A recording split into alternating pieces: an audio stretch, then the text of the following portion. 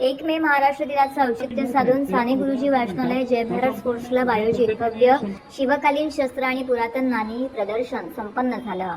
याचे विशेष आकर्षण ठरले ते छत्रपती शिवाजी महाराजांची छायाचित्र आणि शिवकालीन शस्त्रांची प्रात्यक्षिक।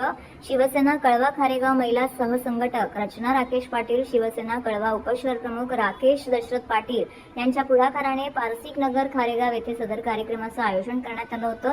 या कार्यक्रमाचं उद्घाटन शिवसेना ज्येष्ठ नेते दशरथ पाटील यांच्या हस्ते करण्यात आलं। या प्रसंगी शिवसेना कल्याण जिल्हा प्रमुख गोपाल लांडगे, नगरसेवक उमेश पाटील, पोलीस उपायुक्त उत्तम कोळेकर, कळवा पोलीस स्टेशनचे वरिष्ठ पोलीस निरीक्षक अशोक हुतेकर, मनोज पाटील, गजानन पवार, महेंद्र पाटील, हर्षदा बुबेरा, शहर प्रमुख नरेंद्र शिंदे, जय पाटील, माजी नगरसेविका प्रियांका पाटील, माजी नगरसेवक कांबळे, राधे वराडकर, अजिता कुमटेकर, उल्हास कारले, पूनम पाटील, सुजय पाटील, प्रशांत पाटील यांनी या कार्यक्रमाला भेट देऊन शुभेच्छा दिल्या।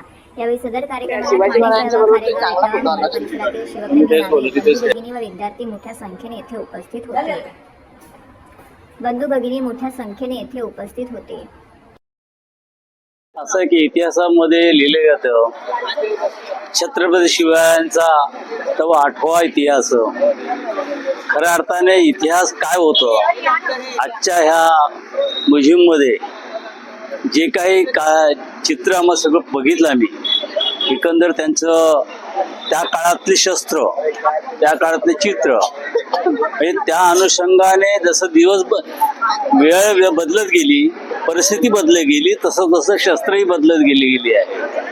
आणि काळानुरूपे या सगळ्या ह्याच्यामध्ये त्याला इतकं मोठा त्याग करावा लागला असेल या भयानक परिस्थितीमध्ये। कारण तिकडे युरोपीय राष्ट्रांचे जे काही हल्ले होते, डच किंवा त्यांच्याकडे प्रत्यक्ष तलवारी होत्या किंवा बंदुकीचे गोळे होते, परंतु शिवराय हे तलवारीच्या जोरावर आज संपूर्ण लढत होते।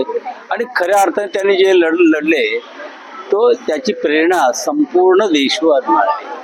आज मला असं वाटतं की जे काय आम्ही आहोत ते शिवरायांच्या मुळे आहोत।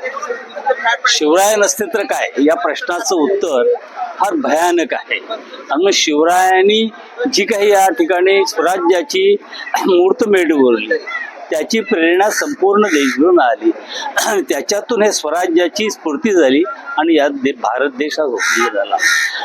यात शिवाजी महाराजांची फार मोठी प्रेरणा आहे। आणि आज त्यांनी ज्या पद्धतीने संपूर्ण लाहोर पासून जो काय प्रवास केला अफगाणिस्तान पासून, तो इतका प्रवास कसा केला, काय केलं, म्हणजे त्यांच्याकडे क्रयशक्ती म्हणजे त्याची शक्ती किती असावी हा मोठा अफाट एक विचार करण्यासारखा आहे।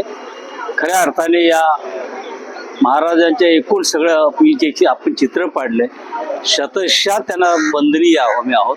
अशाच प्रकारचं हे चित्र पाहिल्यानंतर नव्या तरुण पिढीला हे स्फूर्तीदायक ठरेल, प्रेरणादायक ठरेल। आणि म्हणून अशा प्रकारचं कुठेतरी चित्रीकरण जे काय दाखवलेलं आहे, जे दाखवलं आहे ते प्रत्यक्ष लोकांनी पाहावं असं मला या ठिकाणी विनम्र आव्हान आहे।